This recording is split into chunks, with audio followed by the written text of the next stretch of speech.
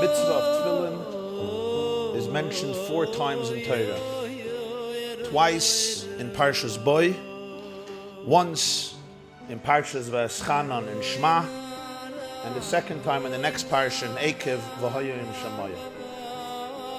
The Torah says 4 times V'hoya l'cha la'os al yadcha u'lezikarim b'neinecha, or whatever the exact terminology that is used. The 2 parts of Tefillin on the arm, and Tefillin that has to be placed on the head, shal yad and sharash.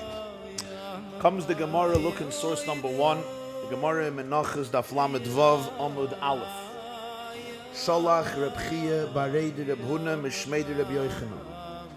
Reb Chia, the son of Reb Huna, sent a message in the name of Reb Yochanan. Al Tefillah Shal Yad Oimer Baruch Asher Kedeshanu B'Mitzvos V'Tzivanu Lo Haniach Tefillin. On Tefillin Shal Yad, the appropriate bracha, the appropriate blessing is Hashem sanctified us with His mitzvahs and commanded us to put on Tefillin. Lo Haniach Tefillin. Al Tefillin Shal Roish. When you're putting on the Tefillin on your head, Oimer, here you say Baruch Asher Kedeshanu B'Mitzvos V'Tzivanu Al Mitzvahs Tefillin. Here, the text, Rabbi Yochanan says, should change. Not lo haniach tefillin, but al mitzvahs tefillin. And this is the halacha in Rambam, the halacha in Tur, the halacha in Shulchan Aruch, that there are 2 separate texts for the blessing. There is a great argument there how to understand the Gemara. The Gemara says in the same page that imsach ben tefillah letefillah. If you interrupt between tefillin shayad and tefillin sharash and you speak, so you have to make a bracha on tefillin shorosh. What is the meaning of that Gemara? And this created one of the great debates in Halacha that creates 2 very separate customs in how Jews put on tefillin, which basically is the difference between the Sfardim and the Ashkenazim. Rashi, the Rif, and the Rambam all understand the Gemara quite literally. If you interrupt between tefillin you interrupt yourself between tefillin shayad and tefillin shorosh, so you make a bracha on the shorosh. In a regular day, in a good day, you don't make a bracha on the shorosh, because the bracha on the shalyad applies also to the shorosh. One bracha goes for both. But if you separate between the 2, you interrupt not with something about the tefillin, but something else, whatever it is. You take a telephone call, or you answer even something that's holy, davar shebekdusha. Nonetheless, because you made an interruption, so you have to now make a bracha on the shorosh. Which bracha? Al mitzvahs tefillin. That's what the Rashi and the Rif and the Rambam hold. But Rabbenu Tam and the Halachas Gdolos say, no, that's not the meaning. The meaning is, in a regular good day, you make 2 brachas. A bracha on the shalyad, a bracha on the shorosh.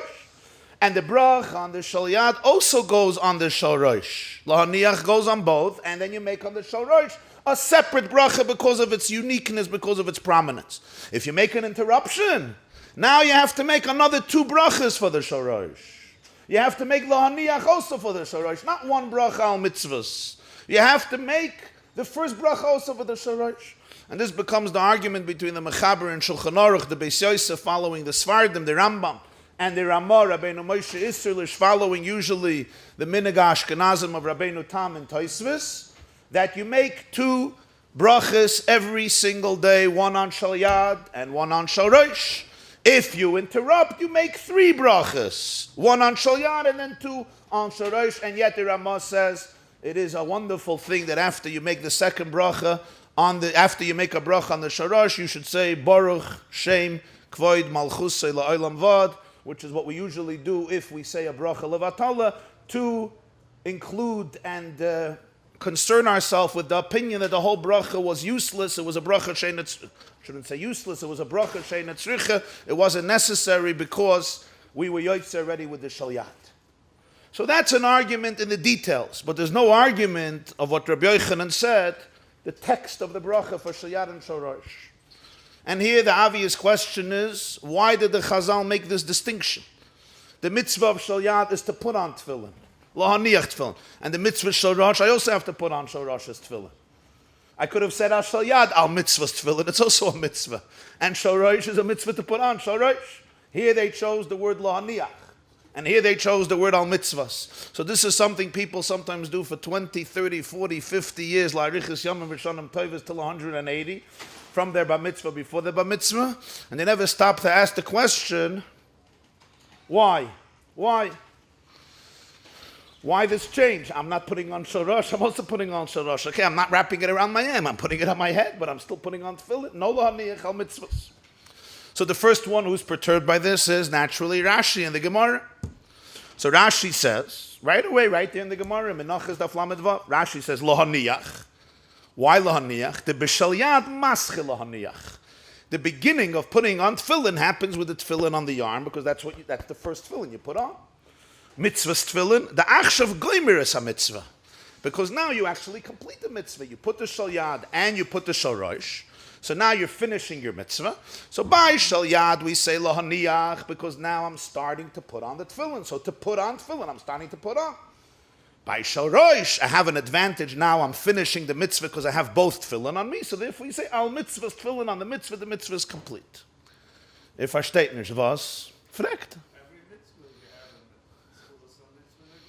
Right. Right, wonderful. In other words, why is it that in the blessing they felt the need to emphasize that we're finishing the mitzvah? It's true, we're finishing the mitzvah, that's true. But we have a lot of mitzvahs we make brachas, right? Here, we're emphasizing that we're finishing the mitzvah.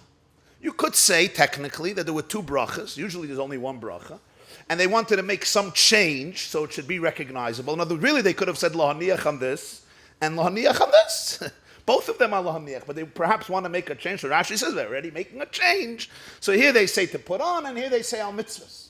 But what's even more, perhaps, it's even more difficult is that tefillin shayan and tefillin shorosh are not one mitzvah. They're two separate mitzvahs. The Rambam counts them as two separate mitzvahs, F613, it's 1 and 2. Besides that, the Gemara says it clearly in Menachos a little later, Daf Mem Dalet. La halacha also, if one only has one pair of tefillin, you have to put on one pair. Chalila, somebody can't put on tefillin shal yad for whatever reason, they have to put on shorosh. I can't say the other way. If they can't put on shorosh because they don't have a head, they have to put on shal yad. I'm not sure it works. There's a cute mice on that. What? Yeah, I understand.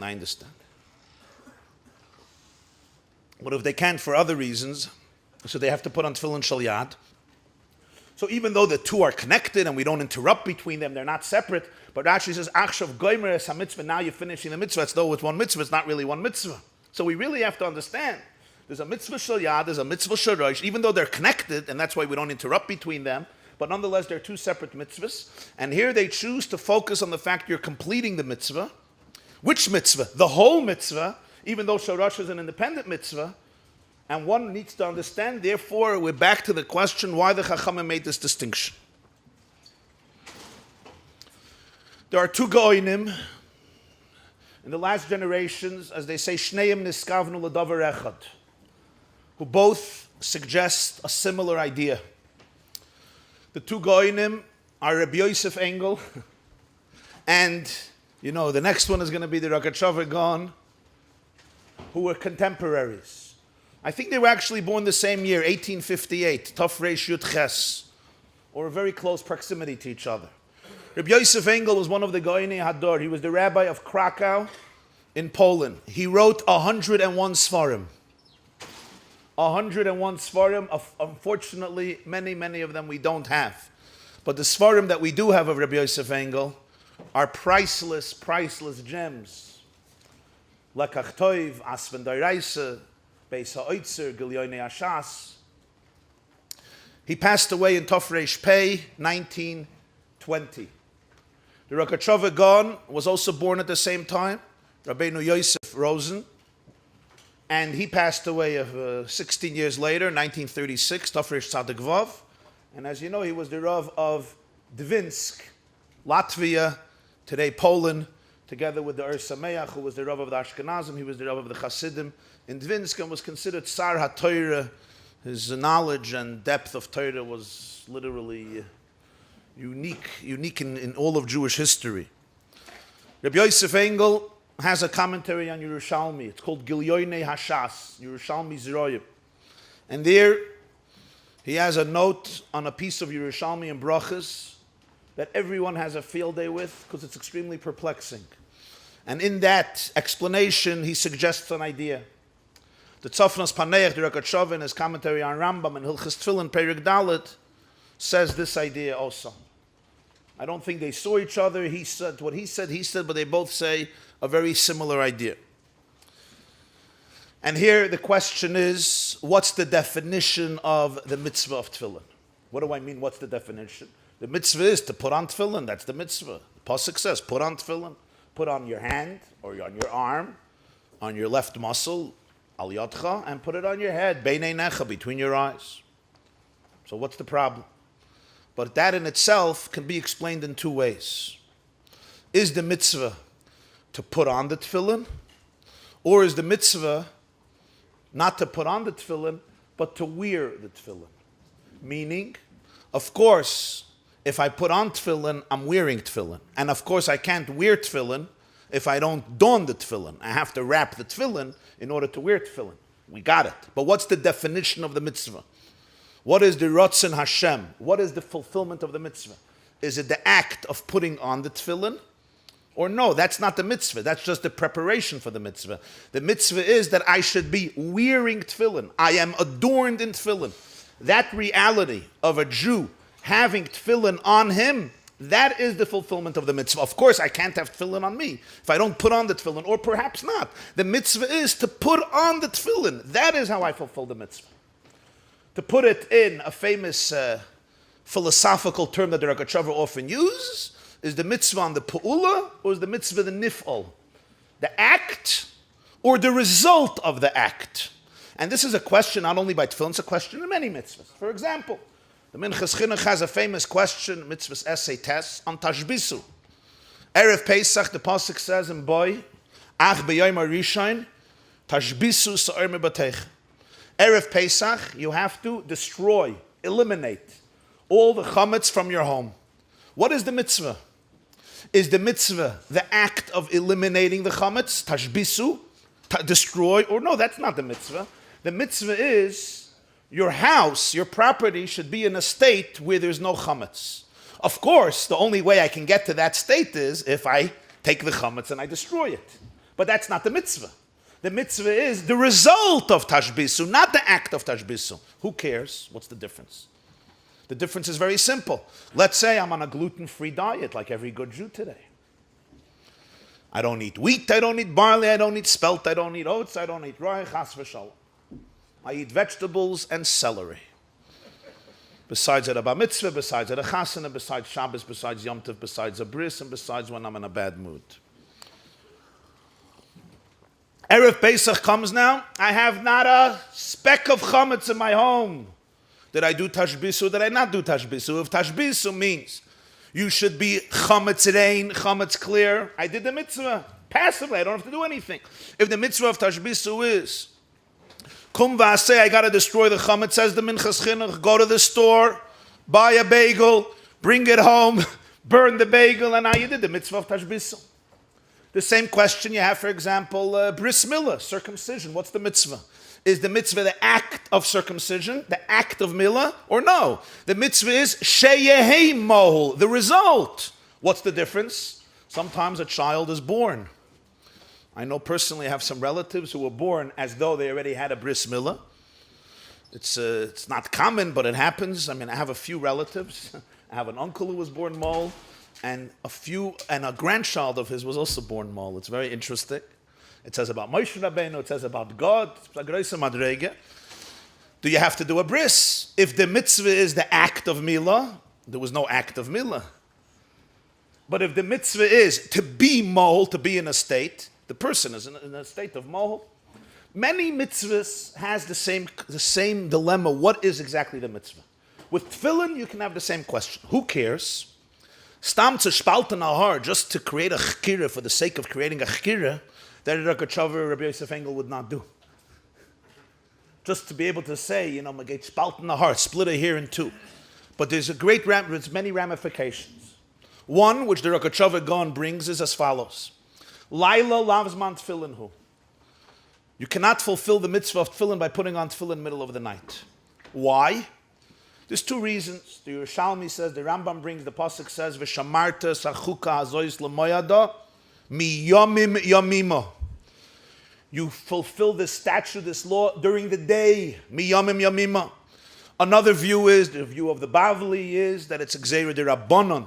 Miyam Yamima goes on the Karban Pesach, it doesn't go on Tefillin. The rabbis prohibited putting on Tefillin at night. But certainly, whether Minatayram or the Rabbanon, you're not fulfilling the mitzvah of Tefillin at night. Again, it could be an Issa Minatayra or not, that's a separate debate.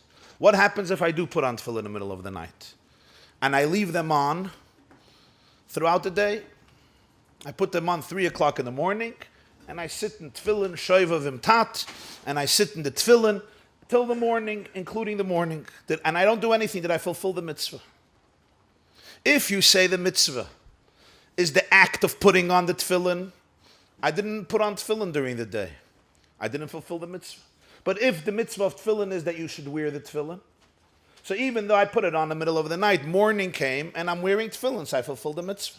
Now the Gemara Be'emes says, and it's the Halacha, that if somebody put on Tefillin at night, so in the morning what they should do is, Yemashmish behen v'yevarech. You should move around the Tefillin, put them on again.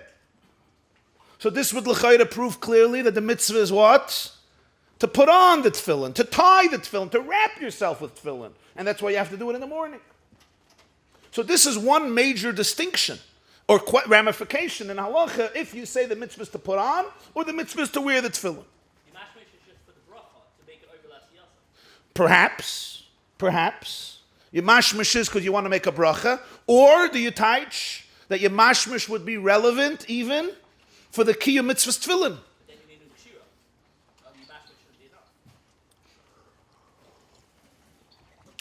Unless that could be called kshira. Good, perhaps that could be called kshira. Yeah. Doesn't the same question arise for tzitzis? Huh? Doesn't the same question arise? Would be the same thing. Also, Laila lavzman tzitzis. Now, comes Rabbi Yosef Engel and the Ragatchover, and they say a chiddush. They say there's a difference between tefillin shel yad and tefillin shel rosh.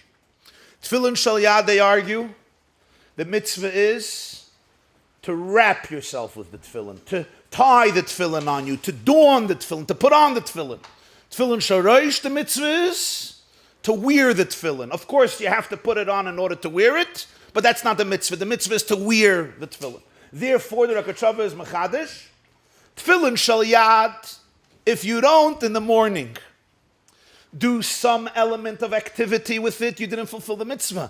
Tefillin shel rosh, even if you did nothing, when morning comes, you fulfill the mitzvah, even though you put it on in the middle of the night, because you're wearing the tefillin. And the Rabbi Yosef Engel explains this is the view of the Yerushalmi, and the Ragatchover says this is the view of the Rambam. There's a difference in the tefillin. Now one asks a simple question. How does somebody come up with such a distinction? Where does somebody invent such a distinction? Like, how do you know? The truth is, even though they don't write this, that they learned a pasuk chumash. We say it every day. We say in Krishma, "Ukshartam la'ois al yadecha, v'hayu l'toitafos beinenecha." So it was obvious for them. Ukshartam, you should tie the tefillin. You should tie them la'ois as a sign on your hand. V'hayu l'toitafos, and it should be beinenecha. Here the Torah uses the word ukshartam. Here the Torah uses the word v'hayu. So they explain, by tefillin shel yad, the mitzvah is ukshartam. I want you to tie the tefillin to your body, to your arm. To put on the tefillin, to wrap the tefillin, do the tefillin. By tefillin shel rosh, v'hayu, it should be. Of course, it can only be if I put it on, but that's not the mitzvah. The mitzvah is after I put it on, once it is on my head. And the truth is, if somebody takes a look at the Rambam before each halacha in his Mishnah Torah has a headline. And the headline, he summarizes everything he's going to be discussing. He gives the headline of the mitzvah, of the halacha. He says how many mitzvahs are involved, and then he begins the discussion. If you take a look at the headline of the Rambam in Mishnah Torah to Hilchas Tefillin, there's a very interesting diuk on how the Rambam discusses the mitzvah. Take a look. Rambam Kaiseres Hilchos Tefillin. This is the words of the Rambam. Hilchos Tefillin, Mezuzah v'Sefer Torah, which he includes in one section. Yesh b'chlolin chamesh mitzvahs essay. This includes 5 positive commandments. V'zehu pratam. What are his first 2? Look at his words. Aleph, the first one is liyos tefillin al haraish. Number 2, likshar lekoishron al hayat. Liyos tefillin al haraish, lekoishron al hayat. Now, obviously, the Rambam is mimicking. He's paraphrasing the words of the pasuk. V'hayu liyos and ukshartam. But here, he's just defining the mitzvah. And how does he define the mitzvah? There should be tefillin on the head. I would expect liyos tefillin al hayad. No, likshar tefillin, lekoishron al hayad. The tefillin should be tied on the arm. So clearly we see a distinction that, according to the Tzafnas Paneach, is not just a distinction based on the pasuk, but it's a distinction in theme. It's a different geder. It's a different type of mitzvah. Here the mitzvah is the act, and here the mitzvah is the result of the act. Now, according to this, one would immediately ask a question, and that is, if somebody is chas v'shalom sick, so somebody comes to the hospital and helps them put on tefillin. So you would think tefillin shal rosh, they're mekayim, but tefillin shal yad, they weren't mekayim, because tefillin shal rosh you have to wear. They're wearing tefillin. But of the mitzvahs to put on the tefillin, they did not put on the tefillin. Now, when some mitzvahs, you could appoint a shliach to do it for you. I can appoint a shliach to give tzedakah, I can appoint a shliach to put on mezuzah, I can appoint a shliach to give truma, whatever, gittin, kiddushin. But then there's what's called mitzvahs shebegufay. I can't appoint a shliach. I can't say, you put on tefillin for me. Doesn't work that way. You fast on Yom Kippur for me. It's called a mitzvah shebegufay. Mitzvah, the Tosfos Rid, the Masechta Kiddushin, in the 2nd chapter, mitzvah shebegufay, you can't appoint a shliach. So if the mitzvah of Shal Yad is to put on the tefillin, I didn't put on the tefillin. So the Tzafnas Paneach says, l'chayre, this would be a major chiddush in halacha, that when you help somebody else put on tefillin, they're not fulfilling the mitzvah of tefillin, unless they redo it afterwards. This happens in a lot of situations. Sometimes a yid comes into a shul, he doesn't know how to put on tefillin, somebody helps him to put on tefillin. So he didn't do the mitzvah, only Shal Rosh, not Shal Yad. Right? It's l'chayre, it's a strange thing. So the Ragatchover gives 3 proofs with his dozens of Mara Mekaimas to prove that even though the mitzvah by Shal Yad is likshar, nonetheless, if somebody else helps you put it on, you still did even the Shal Yad. And his 3rd explanation over there is that the very fact that you're allowing your body to be in a situation where somebody else could wrap it, you're extending your body, your arm, to allow the person to wrap it. That's a siyua, that's a type of involvement that includes the likshar, which is similar to the yamashmesh that he discussed earlier. Now, according to this, we have a beautiful answer for a famous question the Ramban asks on the Rambam. Tzitzis also has 2 elements. There's the lavan and there's the tchelis. Those of you who wear the tchelis or supposed tchelis, you know, there's 2 parts of mitzvahs, of tzitzis. There's the lavan, there's the white strands, but then there's the Torah says you need psil tchelis. You need 1 strand, 1 thread of tchelis, which is not white wool, it's turquoise, it's indigo, the bluish purple color that comes from the chilazon fish, the dye of the chilazon fish.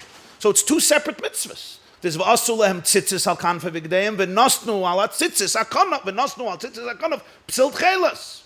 And einon ma'akvoi zeh. They don't stop each other. V'harayim, many Jews wear lavan and they don't wear tchelis, and we make a bracha because it's 2 separate things. And yet the Rambam counts it as 1 mitzvah tzitzis. Why? Because he says ha'inyan echad. It's 1 theme. Frek the Ramban tefillin. True, if you have 1 and you don't have the other, you still put it on. But why does he count it as 2 separate mitzvahs? By tzitzis not. So Ramban's big question on the Rambam, who listed for us the 630 mitzvahs, which the list is not enumerated clearly in Gemara or certainly in Tanakh. According to this, we understand very clearly. It's not even the same type of mitzvah. It's a different geder of the mitzvah. It's not the same geder ha-mitzvah. Here the mitzvah is to don the tefillin. Here by Shorosh the mitzvah is not to put on the tefillin, but to wear the tefillin. According to this, comes the Ragatchover Gaon and says, you could understand the way Chazal expressed themselves in a Gemara in Masechta Beitzim. Take a look. Beitze daf tesvav amar aleph. You can hear me? Okay, this is just side effects to increase the momentum. Beitze daf tesvav amar aleph. Zog the Gemara. Haya baba derech. If somebody is traveling, vish utfilin beroishai. You're walking in the street, you're walking on the road, on the highway, and you have tefillin on your head. V'shakal of chamo, and the sun sets. So night has arrived, you're not supposed to have tefillin during the night. And yet you're walking. And what's the problem? The problem is, as the Mefarshim say, you may take off the tefillin, but what if it's a difficult walk, it's a difficult hike, and you're afraid you're going to slip, you're going to fall, the tefillin will fall, the tefillin will get ruined, you don't want to take it off. So what do? Zag the Gemara, maniach yodai aleim ad shemagiya lebeisa. Place your hand on your tefillin, cover it, so it shouldn't appear to the public you're wearing tefillin until you arrive at your home. Rashi says over there, the Gemara is talking about a case of Friday. Shabbos arrives. Tosfos says that can't be the case because the next piece in Gemara is if Shabbos arrives. Tosfos says it's a regular night. So why can't you take off the tefillin? Shabbos, I understand he can't take off the tefillin because he's going to carry. But a regular night, take off the tefillin. Tosfos says you might slip, and that's how the halacha is brought in Shulchan Aruch and in Rambam. A regular evening, you place your head on your tefillin and you come home. Ask the Ragatchover Gaon, most people probably wouldn't ask it. Why does the Gemara say tefillin b'roisha? Why not tefillin b'yadai? In fact, if the tefillin is on your head, it's also on your arm. Because when you take off the tefillin, right? You always take off first the shalyat and then the shalrosh. You take off first the shalrosh, then the shalyat. And the reason is because when you're wearing shalrosh, you have to be wearing shalyat. So if you're wearing tefillin b'roisha, you certainly have tefillin b'yadai. So you'll say, what's the difference? The Gemara says tefillin b'roisha. But what do you mean? He says tefillin b'roisha. He could say tefillin alav. Why dafke b'roisha? Tefillin b'roisha b'yadai. Say tefillin b'yadai. And tefillin b'yadai, it's on the arm. That's what the Ragatchover asks. He says, according to this, the answer is very clear. Why? Let's think about it. What's the problem of having tefillin at night?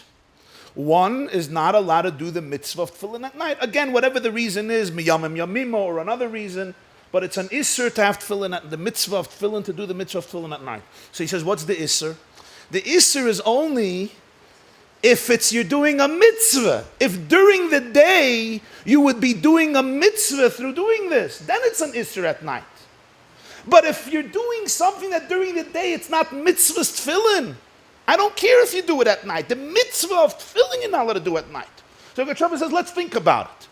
You're wearing tefillin. You're walking in the street and wearing tefillin. So the Gemara, baba derech tefillin b'roisha. Tefillin shel yad. Would you be doing a mitzvah by day? No.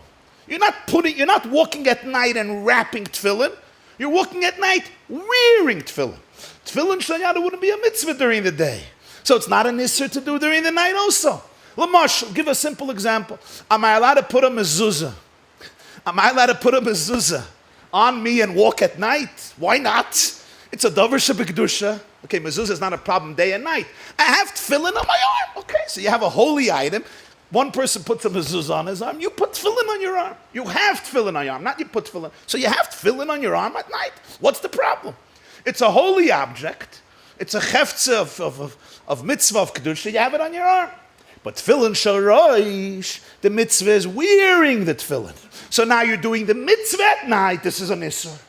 Haya baba derech v'shakal of chamo tefillin b'roishai. Now there's a problem. So they said you don't have to take it off. Instead, just cover your head. This means, in other words, that there is. And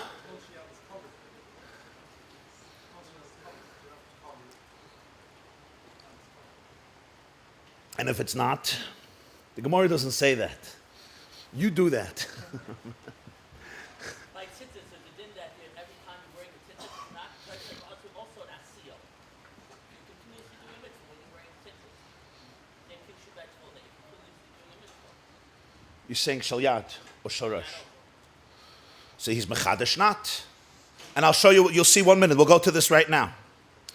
According to this, in other words, we have a big chiddush. When do you do the mitzvah? Like he says. Tefillin shal yad, when did I fulfill the mitzvah? The moment I put it on.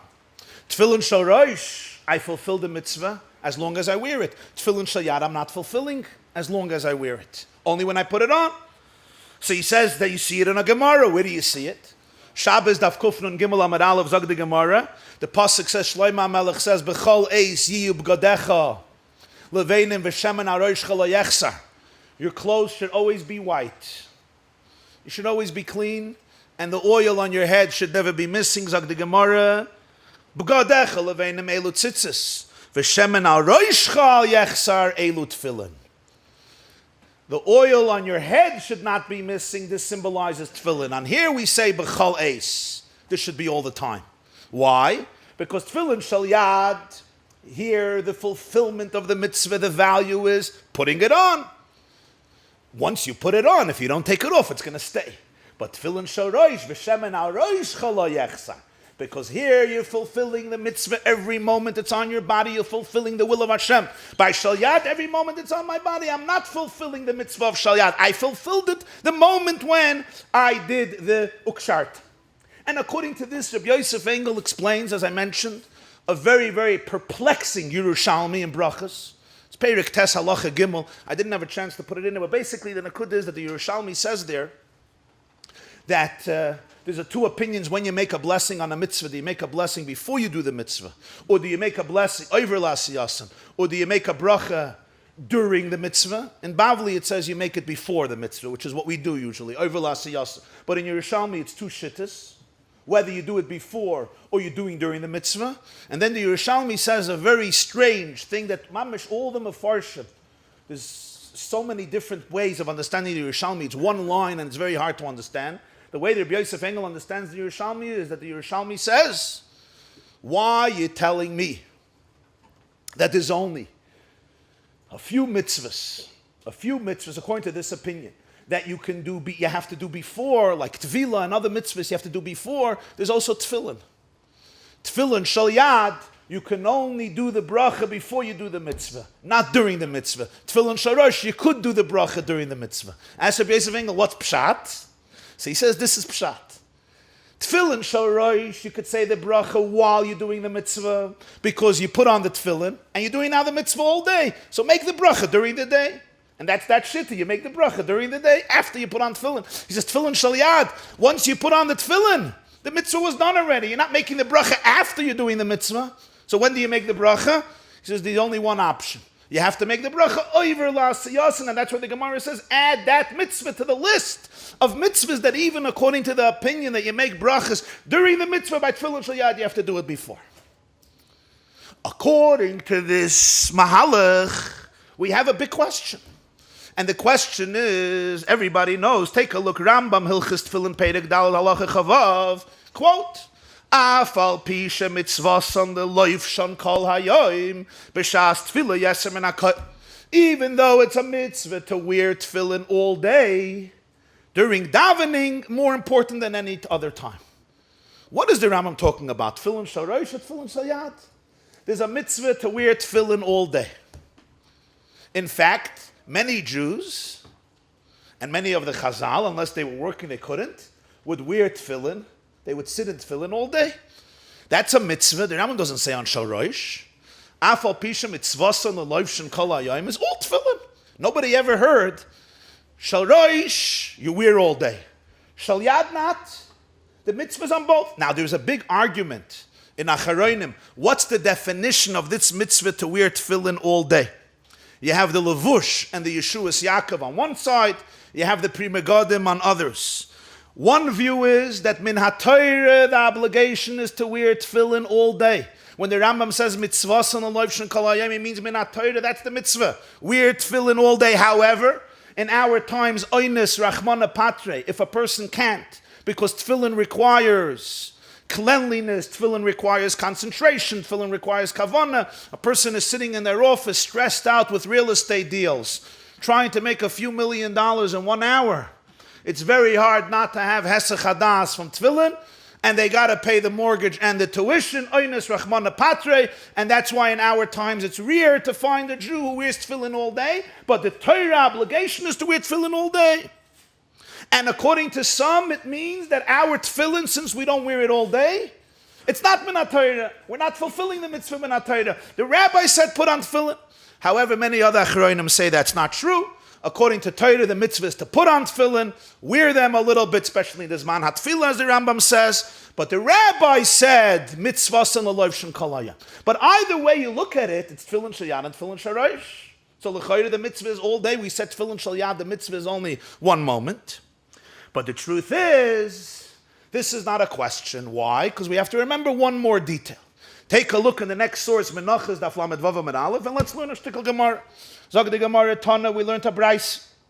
Kishahu meniach shalyad v'achkach meniach shorosh. When you put on tefillin, first shalyad, then shorosh. Kshol chaylitz, when you take off tefillin, chaylitz shorosh v'achkach chaylitz shalyad. Why? Bishlei mikshul meniach shalyad v'achkach meniach shorosh diksiv v'kshartum leisal yadecha v'hadavayil tetov is benenach. We understand why you put on shalyad before shorosh, because it clearly says in the pasuk, first put on tefillin on your arm and then on your head. So it's clear. The Torah obligates tefillin and also obligates the order. No question. But how does the Gemara, where did we invent this idea that you first take off shorosh and then take off shalyad? Maybe the other way around. You first come, first serve. You started with shalyad, so start with the shalyad on the way out too. Amar Rabba said, Rav Huna Asberili. Rav Huna explained this to me. Amar Kra, the pasuk says, V'hayu l'toitafos beinei necha. Kol zman shebeinei necha yiyu shtay. They should be l'toitafos beinei necha. What is they? Ukshartam la'oisal yadecha v'hayu l'toitafos beinei necha. As long as the tefillin is on the head, Kol zman shebeinei necha yiyu shtayim. You need both sets of tefillin. In other words, I cannot have a shorosh without a shalyad. So if I want to take off tefillin, I can't take off my shalyad because even for a few moments I will be wearing shorosh without shalyad, and the Torah prohibits that. V'hayu l'toitafos. If it's beinei necha, in other words, I can have a shalyad without a shorosh. I can't wear a shorosh without a shalyad. If so, we understand from this that in the mitzvah of tefillin shalyad, there's two separate dinim. There's a din of tefillin shalyad al shalyad, and there's a din in tefillin shalyad to complement, to fulfill the shorosh, the v'hayu l'toitafos beinei necha. And these two dinim have two separate gedarim. They're two separate mitzvahs. The din of shalyad, mitzat shalyad, putting on shalyad, when do I fulfill that mitzvah? Only the moment I put it on. Ukshartam lo'isal yadach, l'koishran alayad. Once I finished wrapping and tying the tefillin shalyad on me, the mitzvah ceases. I fulfilled the mitzvah. I'm done. But now there's a separate mitzvah in shalyad. Not shalyad al shalyad. Shalyad al allowing me to fulfill the shorosh. The mitzvah of shorosh is to wear tefillin. In order to wear tefillin, there's a din of a hayu. So that's why I have to wear the shalyad all day. Not in order to fulfill the shalyad, but as the shalyad, as a din in the shorosh, I have to wear it all day. So when the Rambam says mitzvahs and l'loivshin kalayim, he means also the shalyad, but not the shalyad at shalyad, the shalyad out a din in fulfilling the shorosh. If this is true, says the Ragatchover Gaon, this answers a stupendous question on Tosfos. Tosfos writes in Menachas Daf Lamed Vav, the Gemara says, Sach ben tefillah l'tefillah chayzer mavarich. If you speak between the two tefillins, you have to make another bracha. And we explained the argument how to interpret that Gemara. Rabbenu Tam versus the Rambam, the Sfardim versus the Ashkenazim. Says Tosfos, Mikan medaktekim. From here, people want to be medayik, want to derive. If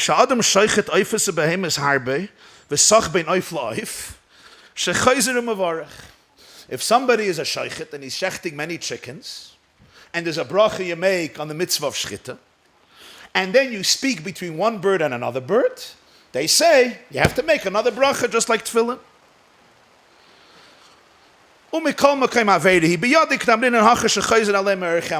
It's still something you shouldn't do. It's wrong, like the Gemara says here by tefillin. It's such an aveira that if you would go to war, you would have to go back because it's a sin, even though you would think it's a minor sin. Okay, it's a separate subject. So they say the same thing by shchita. Don't speak. If you speak, make another brach. Says Tosfos no. V'shema shayni. I think it's perhaps different. Why? V'shema shayni tefillin shemitzvah achas hein. Tefillin is one mitzvah. And that's why you're not allowed to speak between one and the other. Aval hasim im yirtze yishchit im yirtze lo yishchit. Doesn't say anywhere mitzvah you have to shech 2 chickens. You have to shech 2 turkeys. On Thanksgiving you yotze the mitzvah with 1 turkey. You want to shech, you don't want to. Here it's one mitzvah. I'm not allowed to interrupt the mitzvah. As to the Ragatchover, he says, how can Tosfos say such a thing? There's a Gemara in Menachos daf mem daled amid aleph a few dafim later that it's 2 mitzvahs. Tefillin shayad and tefillin sharash. The Gemara asks even, it's one mitzvah that you would think it's ma'akiv zeh. It's 2 separate things. Tosfos says mit aglatkeit mitzvah achaseh. So the Ragatchover says, what Tosfos means is something else. Of course it's 2 mitzvahs. That's mitzvah, the mitzvah of shalyad and the mitzvah of shalrosh. But remember in shalyad there's 2 dinim. There's shalyad al shalyad and there's shalyad as a din in the shalrosh. You can't fulfill the shalrosh without the shalyad. Mitzvah that, it's one mitzvah.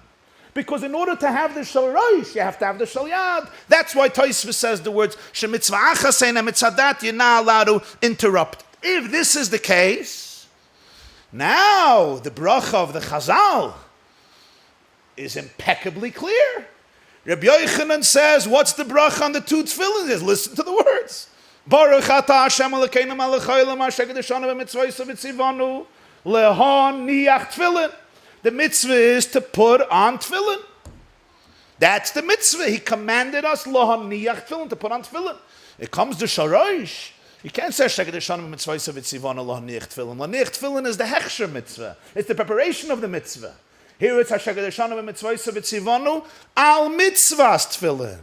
On the mitzvah of tefillin. Of course I have to put it on, but that's not the mitzvah. Once I put it on, there's the mitzvah of tefillin. In fact, in Yerushalmi, in Brachas Perek Beis, the Yerushalmi says that the bracha on shalroshis, asher kedeshanu b'mitzvos v'tzivanu, al mitzvahs hanachas tefillin. On the mitzvah of hanachas tefillin. Not lo haniach tefillin, al mitzvahs hanachas tefillin. On the mitzvah of wearing the tefillin. Not lohani, it doesn't say the act. Al mitzvahs hanachas tefillin. On the mitzvah of wearing the tefillin. According to the Nusach in Bavli, and that's the halacha, we say lohaniach tefillin versus al mitzvahs tefillin. So it becomes very clear. Now here there's an interesting detail. There was a big question in Mefarshim, do you say lohaniach or do you say lahaniach? With a kametz or a pasach? The Shulchan Aruch says clearly, in Gemara there's no nekudas, so we don't know how to do it in Gemara. So the Shulchan Aruch says in Hilchas Tefillin in Siman Chafei, Shulchan Aruch Erecham Siman Chafei, make sure to say lahaniach with a kametz, not with a pasach. The Beis Yosef writes in Tur that really what's the difference? He says, but there's a pasuk in Yecheskel, lahaniach bracha el beisecha, to place bracha in your home, so therefore we find the pasuk. We use the same nekud is the same pronunciation like the pasuk. Comes the levush, my zayda, the bala levushim, and he says, no, don't just say it's a pasuk. It's a big difference. Lahaniach and lahaniach means 2 separate things completely. The Shulchan Aruch Harav brings it also. The Balatanya and Siman Chafei from the levush. It's a very big difference. Why? He says when Yosef HaTzadik tells his brothers, I don't believe you that you are innocent people, you're spies. So he says, go back to your father and leave one of your brothers. Abandon, leave one of your brothers. What's the words? Hanichu achad mekem. Leave one of your brothers. So he says a very big difference. Lahaniach with a kametz means to put, to place, to bring in. Lahaniach means, laniach, uplazen, you would say. Abandon. Let him go and move on. And he brings many psukim throughout the Tanakh that show this difference between the kametz and the pasach. So he says it's not a small thing. The Beis Yosef says we just want to follow a pasuk. Lahaniach bracha al beisecha. It's a huge difference. Lahaniach would mean just let go of the tefillin, let it be. Lahaniach means to put on the tefillin. Asks the Ragatchover. He asks it in a half a word. According to his view, it doesn't make sense. Shalyad, what's the mitzvah? to put it on and then you just leave it alone. It's just there. It's just there. Shalroish, the mitzvah is you don't leave it alone. That's the mitzvah. But by Shalyad, he says you should have said lahaniach according to this. You put it on and you leave it alone. Of course, however, it's clear because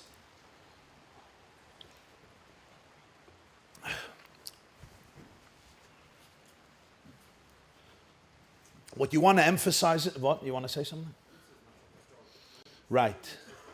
Huh? Very good. Very good.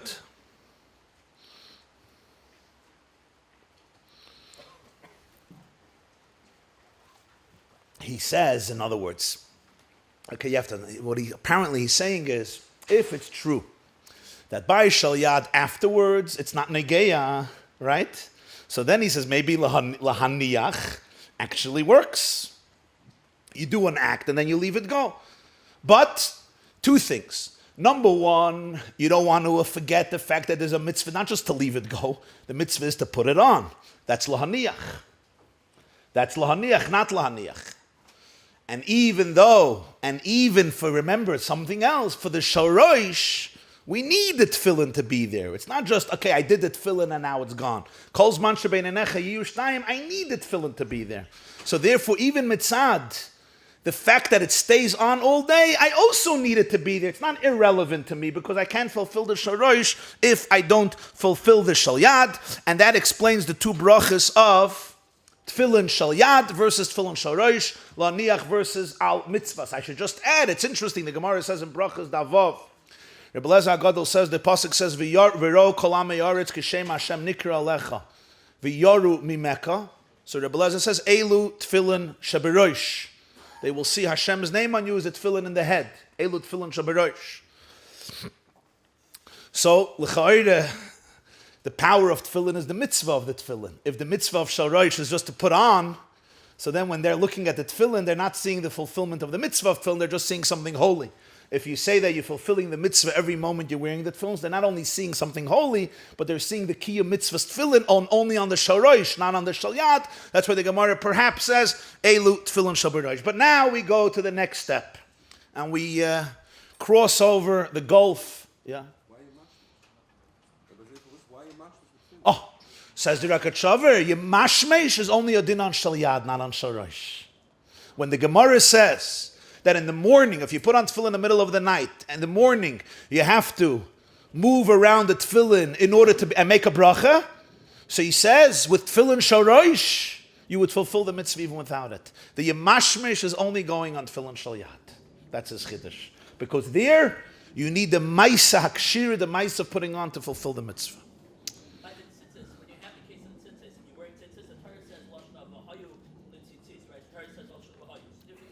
Vosa v'aso. Both. So why to feed the Ragatchover? Why do you need yemashmish?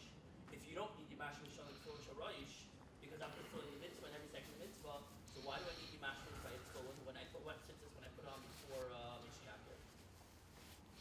Why do you? Why do you? The Ragatchover doesn't say that yemashmish is on Sharia. It could be on both. Mitzad the bracha, you say. Mitzad the bracha. He was puter until even though. Could be mitzad the bracha. Yeah, but he's saying that he's bringing a rise from yemashmish, that yemashmish is out the mitzvah. He's saying it's Right, even on Sharosh could be yemashmish. Mitzad the bracha. But he's not saying mitzvah the mitzvah. He's only saying mitzvah the bracha. By sharosh. By shalyad for the mitzvah also. It could be meant in every way. It could be meant in every way. He doesn't say anything specific. Now we have a more fundamental question, which Rabbi Yosef Engel and the Ragatchover don't address. The Ragatchover doesn't usually go to this dimension of things, and that is hagufa shaila. They give us a chiddush that there's a distinction in the definition of the mitzvah. But why? Why does the Torah divide and say, here do I want you to put it on, and then the mitzvah is over, and here I want you to wear it? So Reb Chaim Brisker used to say an expression. He says, "Mir willen verstehen was, nicht far was." Our job is to give understanding in what the Torah says, not why. But to really understand Vos, to dissect the sugya and say, what is the definition of the mitzvah? The truth is, here one crosses, I don't know, the bridge. I don't want to say the gulf, but one crosses the pathway between the world of Nigla and the world of Nister. In the world of Nigla, the question is always Vos. In the world of Nister, the question is often Farvas. Not only Vos, but Farvas. Why? Now, of course, we should qualify. The Farvas too is only a certain aspect of that which was revealed or that which is comprehensible. The Farvas can have and has infinite layers, but generally, in Teiros HaNister, one can often find a deeper explanation, or at least some explanation to understand this distinction. Here we wonder, there's a mitzvah of tefillin. Tefillin serves a purpose. So what? It sounds like almost a game. Like what do we need this for? You want me to put on tefillin? So tell me to put on tefillin. You want me to wear tefillin? Tell me to wear tefillin. No, shal yad, I want you to put on. If you put on, you'll wear. Shal roish, I want you to wear. But still, even to wear, you need shal yad. What's the mahalach here? So I'll tell you a Torah I heard from the Lubavitcher Rebbe, who explained this Ragatchover, and then explained it al derech hachsidus, al derech hanister. It's a long sugi, a long inyan. I'm just going to address one component of it. In Tanya, there is a very beautiful and enriching explanation about what we call avodas halev versus avodas hamoyach, the heart versus the mind. How do we deal with our heart versus our mind? Now, everything comes from the mind, of course. The brain is the central nervous system of the entire body. When I say heart versus mind, we're talking about reason or thoughts versus emotions. A person has thoughts and a person has emotions. But there's a major distinction between the world of emotions and the world of thoughts. The Medrash says, tzadikim libam birishusam. By tzaddikim, their heart is under their domain, meaning they're in full control of their emotions. When it comes to a regular person, and this is a major theme in the Sefer Shel Beinim and the Tanya, there is a very important distinction a person has to make between these two realms in the human mind. Emotions are very, very intense and sometimes very scary and sometimes very negative and sometimes very beautiful, and sometimes very immoral, and sometimes very ugly, and sometimes very complicated, and always adventurous. A person who wants to do the right thing and wants to be an Oved Hashem, to come and say, I am going to ensure that 24 hours a day, 7 days a week, my emotions are consistent with my godly soul, with my nefesh elikis, which is a chelik elikami ma'al mamash. My emotions are going to reflect my truest, purest, deepest, most divine self, is often an impossible prediction or promise to yourself. You're going to see something, and suddenly you will have an emotion that may shock you. You'll talk to somebody, you'll get off a telephone, you'll meet somebody, you'll have an experience, you'll wake up one morning, and we're overtaken by different emotions, and some of them are wonderful emotions, and some of them are very, very depressing, or complicated, or immoral, or promiscuous emotions. Das ist a Mensch. Loi kol itim shavis. There's times in life you're inspired, you're uplifted, you're morally focused, and your emotions reflect your best self, your highest self, your divine self. But sometimes my emotion, I can have a taiva, I can have a craving, I can have an instinct, I can have an addiction, I can have an inclination to something that I know is a part of me that is a much lower part of me. It's a base part of me. So what's the avodah when it comes to emotions? So the Tanya says there's the tzaddik and there's the beinoni and there's the rasha. The tzaddik he describes as the person whom I would call in English the Superman or Superwoman. And this is the person who is unique. Tzaddikim libam b'rishusam. All of his emotions or all of her emotions are completely a mirror of their inner godliness. That's how they react emotionally to life. Certain things that are disgusting or horrible or depressing or whatever, they don't even, there's no temptation. Just like all of us, I think most of us, even if we're starving, if you didn't eat a day or two, and somebody says, I have a gewaldige meal for you. You can eat excrement. I'm not going to be tempted, even though I'm starving. Or you can eat glass. You know there's a sickness, some people eat glass. I don't know if you know. But I know, you know that. You've seen it. We're in Russia.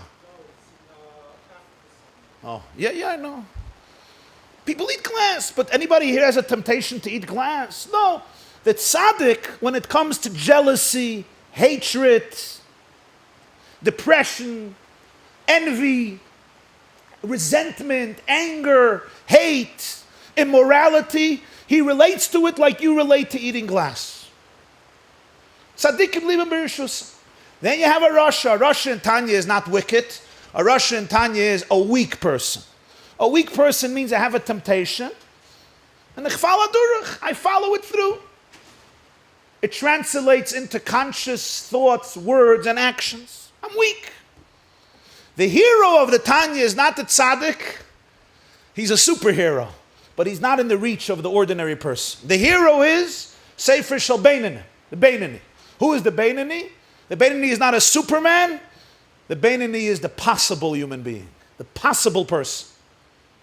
He may or she may not be superhuman, spiritually Superman, but he never allows himself to believe that he or she is weak. The Beinani may experience during the day or during the night sharp emotions, instincts that reflect an insecure, lowly, fragmented, beastly, and debased self. Because he or she could never cleanse themselves completely from every vestige of egocentricity or immorality or self-centeredness or narcissism in their life. This is part of the human condition. We are complicated creatures and we have different dimensions in ourselves. So to say that my heart is always a reflection of God, it's not the case.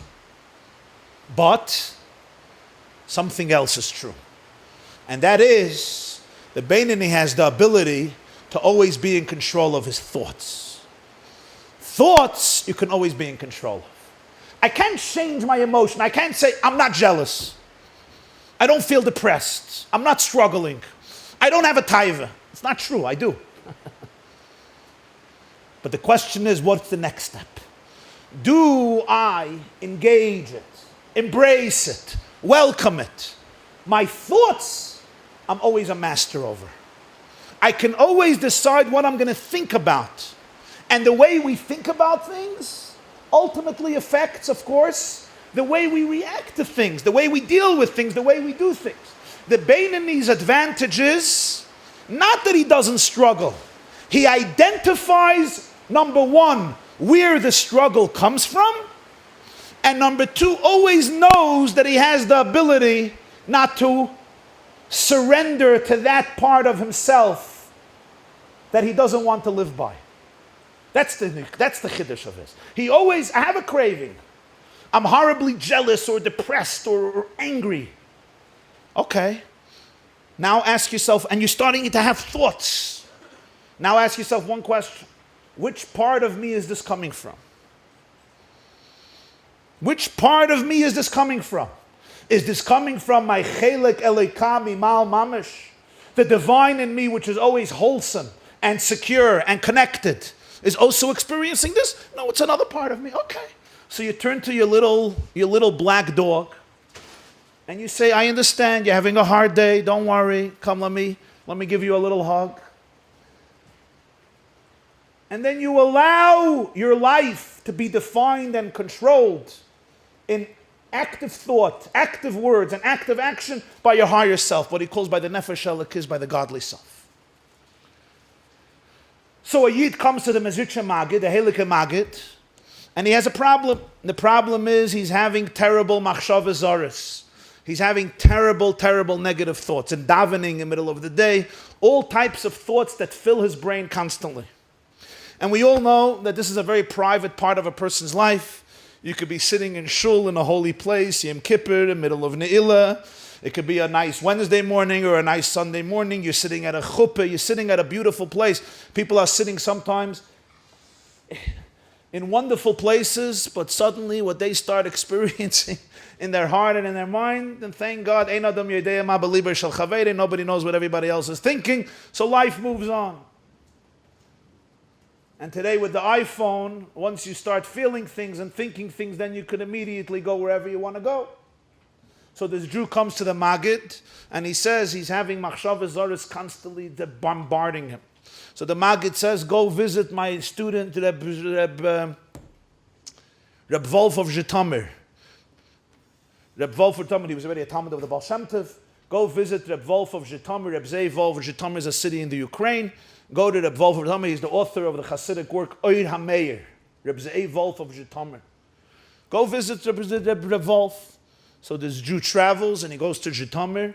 And he comes at night, and it's a winter night, and you know the Ukrainian winter nights, like this winter in the Ukraine, you can have nights where there's 12 below zero or 20 below zero. And in Zhitomir they didn't have yet leather-seated cars, which produce heat from the seats themselves. It was a few years, they still don't have it in Zhitomir actually, if you visit Zhitomir. And he comes in the middle of the night on Frost. He finds out where the house of Reb Wolf Zhitomir is, and he comes to his house, and he knocks on the door. He sees there's a lantern burning, so somebody is up. He knocks on the door. He's knocking and knocking. There's nobody there, but he knows that there's somebody there. He sees a shadow. He sees light. So he knocks, and he's frustrated and annoyed. He knocks, and there's no answer. And the poor man is freezing. I mean, he has a coat. He's dressed, but he's freezing. He continues to knock for a long, long time, and finally, the Wolf Zhitomir comes and opens the door. Oi, come in, and warms him up, and gives him a set of clothes, and gives him a hot soup, and a cup of tea, and gives him a bed to stay in. He's very nice and warm to him. After a few days, he looks at him and he says, and what brings you to town? So he says, your Rebbe, the Heilige Maggid, sent me here. Why did he send you here? So he says, I came to him that I have a problem with thoughts that enter my mind constantly. I don't know what to do. And he sent you to me. So that's why I want to ask you my question. What should I do with these machshavas? That I answered you the first night, right when you came. You didn't have to bother. You could have gone home right away. He says, what do you mean? Where'd you answer? He says, you remember you were knocking for a long time? He says, yeah. He says, why didn't you come in? He says, the door was locked. He says, why was the door locked? He says, somebody lives there and he locked the door. So he said, when did you come in? He said, what do you mean? When you came and you opened the door, then I came in. So he says, what does that mean? He says, what it means is that it's your house and you open the door when you want to open the door and you let in the person that you want to let in when you want to let him in. Rav Tom says, that was the answer to your question. Who owns your house? First of all, decide that you own your house. Put a lock on the door. Somebody could knock. Okay, it's annoying. Boom, boom, boom, boom, boom. Doesn't mean you have to open the door. You are the owner of your house. You're the master of your door. You open the door, you let him in. But he didn't say you could stop the knocking. That he didn't say. Some people can stop the knocking. Not everybody can stop the knocking. A taiva is a knock. Boom, boom, boom, open the door. That's what a taiva is, a knock. That's what an emotion is. Somebody is knocking on your door, let me in. The mistake is, I give away the house. Somebody is knocking, it doesn't mean it's their home, they're knocking. Klap gesundheit, they say in Yiddish, klap. Klap sich Kopf in Wand. So I had a taiva. Because we don't distinguish between the knocker and the owner. Between the one knocking and the one who owns the home. Who owns the home? I own the home. Which I owns the home? My soul, my neshama, my godliness. So somebody is knocking, and that knocker is in me. I know that. They say the definition of chutzpah is somebody comes to a therapist because he has a split personality and he wants a group discount. So it's true that the one knocking is me, myself. Ich bin der Klapper und ich bin der Zerklappter. I'm the one who knocks and I'm the one who gets knocked at, but not knocked out. Knocked at, not knocked out. So somebody's knocking, that's a type, and it's very strong. This person is this person is this. I'm never gonna talk to them again. I'm gonna blow up. I'm gonna ruin their life. Okay, sure, clapped. Now ask a question. Who's doing the clapping? Who's doing it? This is your ultimate self, your deepest self, your truest self, really. Find out about your godly soul. He is having all these issues? No. You have a little or a big, either you have a little puppy, you have a big German shepherd, barking, okay. So what happens? So say, L'chol b'nei Yisrael yechetz kalav l'shayna. Remember you were a child, they would say, you walk by a dog, say, L'chol b'nei Yisrael yechetz kalav l'shayna, and everything will be fine. So fine, zog up, and that's it. What the problem is, I lose sight of who am I. I can't identify the distinction. I allow that clapper to take over my house, and then there's nothing left of me. So there's a distinction that Tanya makes between emotions and active thoughts. I have an emotion, I start thinking about it. That's natural, I can't get rid of it. But now I can decide if I'm going to continue thinking about it. If I'm going to open the door, let him in, give him a tea, now take over my house, throw me out of the house. Or I say, you're knocking, but I'm a busy person. I got to get to my work. I'm not right now. So you knock. And you know what happens when a person knocks for an hour and nobody answers? You knock for another hour. And if nobody answers, you knock for another hour. And then if nobody answers, you stop. You stop. Not always and not fast. Depends on the situation. I know it's complicated. Sometimes you need some other help. But the point is, there's a big distinction between avodas halev and avodas hamoyach. Avodas halev, I can say my heart will be fully divine always. Avodas hamoyach, I'm always in control of what to think about. I could say my thoughts don't have to be defined by my craving. I'm now going to think about another part of me. And therefore I'm not going to engage you. Where is this distinction based on? Tefillin.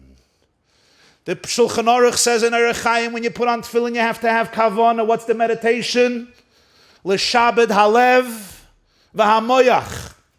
To dedicate your heart and your mind to Hashem. The tefillin on the left muscle, parallel the heart, represents shibud halev, dedicating your heart to God. The tefillin on your head represents shibud hamoyach, the mind. Now take a look at the difference between the two tefillins. In the tefillin shel yad is what? There's one bias. There's one container with one long piece of parchment that has all the 4 parshiyos and it goes in. Look at tefillin sharash. There's a division. It's 4 containers, 4 chambers. And each parsha has its own container. Why? That's the difference between intellect and emotions. The mission statement of intellect is categorize, dissect, analyze, divide. Sa'adin in the pool, adin in the nifel, adin in the gavra, adin in the chefze, shnei dinim, drei dinim, ageder in das, ageder in das. The scientist, the Rosh Yeshiva, the analytical person is always busy dividing. Intellectualism means categorization. Don't mix me up. This is this and this is this. This is what great analysis is in any study. You know how to divide. You know how to distinguish. You know how to categorize. But then talk to emotional people. Emotional people, or gewalt, depends how you look at it. Depends how confident you are. Emotions doesn't do that. You tell an emotional person, yeah, but this is a din in the gavra, this is a din. Emotions relate to life holistically.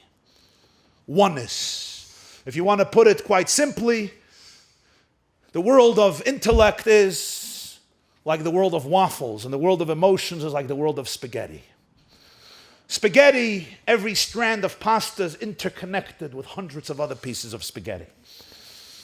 Waffles, every waffle, it's a mitzvah essay. It should be self-contained with big mechitzas around it, asarat fakim. So when you pour in the maple syrup, it doesn't go over the boundaries and go into the next waffle. And in many ways, this is the difference between emotions and intellect. Emotions relate to life fully, intensely, holistically. Because you're fully involved. You're not distinct. You're not disconnected. And that's why it's so hard to change an emotion. It's who you are. Avodas hamoyach, there's a certain objectivity, a certain detachment. I'm not emotionally integrated, and that's why it's a division. So the two tefilins are set up differently. One is shibud halev, and one is shibud hamoyach. One is shibud halev. Sometimes husbands and wives get into an argument, nobody here, but once in a while it happens. So naturally, women experience life usually in a much more real and close fashion. It's harder for them to detach from life. So sometimes a woman is expressing her emotions, and the husband says, no, you're mixing up two separate things. This happened 3 years ago. This happened yesterday. Was mischte zwei Sachen? In the world of emotions, this is good for a scientist. He thinks he's a scientist, and he's going to analyze life objectively. You're dealing with a real person experiencing real life. Real life. And the bridge between the heart and the mind is one of the hardest bridges in the world. We know, there's a highway in the world. It's the shortest highway. It's the shortest highway in the world. It's a very narrow highway, but it's the hardest highway to get through. The highway extends 13 inches long. It's one of the hardest highways to get through. It's the highway between the mind and the heart. 12, 13 inches, very narrow. Meitzar Hagarin. But to get from one to the other is very, very difficult. We see that tefillin is primarily a mitzvah that was given to the man. Mitzvah saseh shahazman grama, besides the few exceptions. Why? Now you can understand. The ability to sync the mind and the heart, this is one of the hardest things for the male gender. To be able to integrate the two worlds is a very difficult experience. How do you integrate the two worlds? How do I integrate what I know is right and what I feel is right? It's two separate things. What I know is right could be very idealistic, but what I feel, I'm not feeling it. I'm not in the mood. I know, theoretically. How do you integrate the two? This is the work of tefillin every morning. And yet comes the Torah and says there's a different expectation when it comes to the heart, and there's a different expectation when it comes to the mind. By the heart, what's the mitzvah? One moment. Likshoy tefillin al hayat. I can't demand from you and say that every moment of the day, your heart should be a shtik getlichkeit. Your heart should be a hefza of tefillin. Your heart should be meshubad la Hashem. It should reflect the Ratzon Hashem. It should reflect your nefesh halakis. That's the mitzvah. No. That's not the mitzvah. That's a special madrege. What's the mitzvah? In the morning, one moment, you got to put a knot. You got to tie it up. You have to wrap the tefillin around it. You have to tell the heart, you have a right to knock, but you still don't own the home. Remember, Sada Balabos, Liksher Alayat. You have to be kosher the tefillin. You have to put it in focus. You're going to emote. I know you're going to have a lot of emotions. Some emotions may be heavenly, romantic, and beautiful. And some emotions may be down in the abyss. It's fine. But I wrap the tefillin around you. In other words, I harness, I focus, and I create a master telling the heart. What's the mitzvah? The mitzvah is one moment in the beginning of the day where I tell the heart, not every emotion do I have to worship. Not every emotion defines who I am. Not every emotion captures the essence of my personality. And that's how I do the mitzvah. When it comes to Shorosh, the mitzvah is different. Moichai b'rishusoi, zog the Balatanya. B'meshech the day, a person could change his or her thoughts whenever they want, even if I have a very strong temper. I can't get rid of the temper right now. It's going to take time. It may take an hour to subside. I may have a strong reticha fire. I could still define my thoughts. By tefillin shorosh the mitzvahs, not only to put it on, but to wear the tefillin. A whole day my head can reflect my godly soul. Not because no thought flies into me for my craving, but because that I always have full control over. Or as the Ragatchover Gaon says, the owner of the home decides when to open the door and when to keep the door locked. Have a wonderful week. Is there a reason why the Rambam calls mentions the celestial for the sun? That's a good question. I think that explains it. Throughout the whole Hilchis Tefillin, the Rambam does first Shal Rosh and then Shal Yad the whole time. And the Mefarshim say, why? Shal Yad comes first. But the Rambam in Sefer Ava goes in the order of Tadir. What's more constant? According to this, Tefillin Shal Rosh is a mitzvah you fulfill all day. Tefillin Shal Yad is a mitzvah you fulfill 1 second. So according to this, it makes a lot of sense why he says first Shal Rosh, because it's a Pella. The Mefarshim has the Shagasari, others. Why the Rambam? It's always Shal Yad, and the Rambam himself says it. The Rambam himself says it. It's one of the big things in Tefillin. And yet throughout Hilchis Tefillin, he's always Shal Rosh first.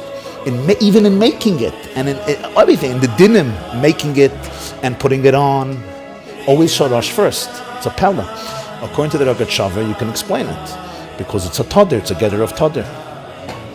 Shal Rosh is a much more Tadir, it's all day. Shal Yad not. Shal Yad is 1 minute. And the Rambam in Ava goes with Tadir. That's his Seder. Would this also explain why the Shal Yad, you actually make the kesher the same day and you tie? Yeah, so that is this is two different. Rabbi Yosef, Rabbenu Tam. You mean if you redo the kesher? Yeah, well, b'chlal b'sharash you say that the hiduk is the kshir. I mean, obviously it's a different matzav. You're not tying it around.